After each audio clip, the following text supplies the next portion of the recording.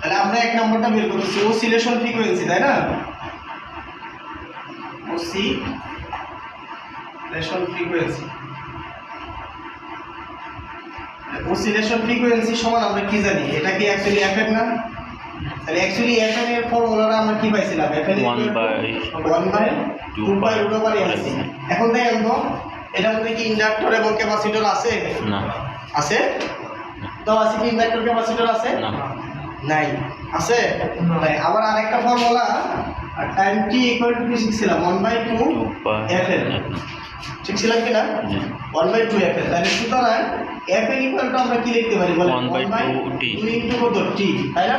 তাহলে oscillation frequency equal to আমরা কি লিখতে পারি? 1/2t। কি বলেন? তাহলে 1/2 ইনটু t এর ভ্যালু আছে, সময় কত দেওয়া আছে? 50 মাইক্রোসেকেন্ড। 50 ইনটু কত? 10 টু দি পাওয়ার ইনভার্স 6। তাহলে দেখেন কত আসে এটা? তাহলে 10,000 আসে, তাই না? 10,000।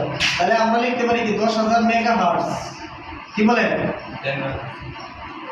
10 মেগাহার্টজ। তাহলে এটা একটা आंसर। কি বলেন? বুঝতে পারছেন সবাই? জি। বুঝতে পারেন না? কত আসছে? 10,000। 10,000 আসছে। আপনি বলেন আপনার পাওয়ারে আসছে নাকি? 10 দিয়ে কয়টা শূন্য আসছে? 4টা শূন্য। 10 দিয়ে যদি 4টা শূন্য থাকে তাহলে তো 10,000 আসবে। ভুল করছেন। কিলো হবে না? Kilo hertz. ওকে, সমস্যা নাই। অথবা যা আসবে তাই দিয়ে দিবেন, ঠিক আছে? হার্টজে লিখবেন। কোনো সমস্যা আছে তাই? আচ্ছা, ওকে, ক্লিয়ার। তাহলে আমরা অসিলেশন ফ্রিকোয়েন্সি পেয়ে গেছি। এখন আমাকে বের করতে বলছে average triple RB. Average triple RB. বলেন ট্রিপল আরবি বলতে কি?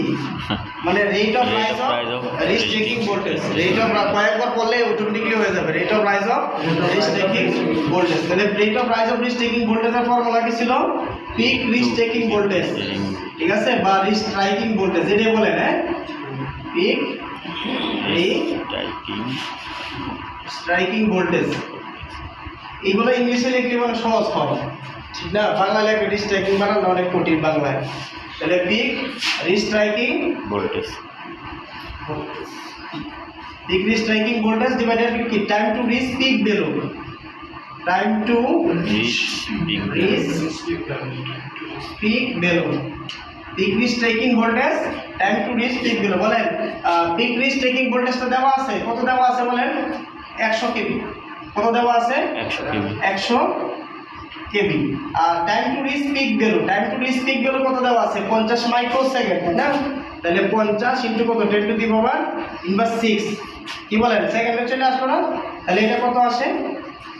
এই এককগুলো লেখার পিছনে কারণ হচ্ছে আমরা এককটা মানে সরাসরি ক্যালকুলেশন করতে পারবো আর কি। তাহলে কত আসে? এই ভ্যালুটা কত আসে? 2 ইনটু 10 টু দি পাওয়ার 6, তাই না? তাহলে 2 into 10 to the power 6 kV per second. তাহলে এটাই आंसर, ঠিক আছে? এটাই आंसर।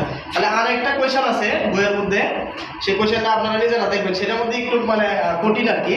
কঠিন আছে, ইন্ডাকটেন্স দেওয়া আছে, এক্সএল দেওয়া আছে বইয়ের মধ্যে। তাহলে এক্সএল ইকুয়াল টু আপনি কি জানেন? 2πfl। তাহলে এই জায়গা থেকে আপনি এল বের হয়ে যাবে। এল ইকুয়াল টু মানে এক্সএল এর মান 5 দেওয়া আছে আর 2πf 2π ইনটু f এর মান কত? 50। তাহলে এর থেকে দেখবেন 0.0159, এটা হেনরি আসবে। আমার সি এর মানটা সরাসরি দেওয়া আছে, c equal to 0.01 micro farad. তার মানে কত? 0.01 into 10 to the power inverse 6 farad. তাহলে এই দুইটা ভ্যালু হয়ে গেছে। এই দুইটা ভ্যালু থেকে আপনি অসিলেশন ফ্রিকোয়েন্সি পাবেন। Fn = 1/2π/LC। বসাই দিলে একটা ভ্যালু আসবে। এই জায়গা থেকে আপনি t পাওয়া যাবেন। তাহলে t = আপনি কি লিখতে পারবেন? 1/2πfn। তাহলে এর থেকে t পাইলেন, এই t time to reach peak value পাওয়া গেল, ঠিক আছে? Time to reach peak value পাওয়া গেল। তাহলে t যখন পাবেন আপনি, এরপরে আপনি peak restriking voltage. Peak restriking voltage সরাসরি দেওয়া নেই, না দেওয়া আছে কি? সার্ভিস রেটেড ভোল্টেজ দেওয়া আছে। সার্ভিস, তাহলে সার্ভিস রেটেড ভোল্টেজ দেওয়া থাকে। তাহলে আমরা কি পিক রিচ টেকিং ভোল্টেজ বের করতে চাইলে কি করতে হয়? মানে peak restriking voltage STKRING restriking voltage সমান আমরা কি জানি? 2 ইনটু ইম্যাক্স। ইম্যাক্স হচ্ছে কি? Recovery voltage. তার মানে এটা সমান হচ্ছে 2 ইনটু মানে 2 ইন্টু রুট টু, হ্যাঁ ঠিক না, যেহেতু ম্যাক্সিমাম 2 তাহলে রুট টু হ্যাঁ ইন্টু কি যে সার্ভিস ভোল্টেজটা দেওয়া আছে সেই সার্ভিস ভোল্টেজটা বইয়ের মধ্যে 100 কেভি দেওয়া আছে 11 কেভি, হ্যাঁ 11 কেভি, 11 আর কত হবে √3 √3, ঠিক আছে। তাহলে এই ভোল্টেজটা চলে আসবে 17.96 ভোল্টেজ আসবে, হ্যাঁ জি। এত কেভি। তাহলে আপনি এই ভোল্টেজটা পেয়ে গেছেন, এই টাইমটা পেয়ে গেছেন, বলেন এটা পাবেন না রেট অফ রাইজ অফ ডিস টেকিং ভোল্টেজ। তাহলে এই ম্যাথটা একটু কঠিন, হ্যাঁ মানে এটা হচ্ছে ওই যে আমরা যে বেসিক করছি ওই বেসিক থেকে অথবা এই যে এসি সার্কিটের কিছু ফাংশন থেকে এটা হচ্ছে 19.2 নাম্বার মিনিট। আর এই ম্যাথটা যেটা করাইছি এটা হচ্ছে কি 19.3 নাম্বার মিনিট। কথা বুঝতে পারছেন? জি। আরেকটা ম্যাথ আছে 19.4, সেটা হচ্ছে কি চপিং কারেন্ট।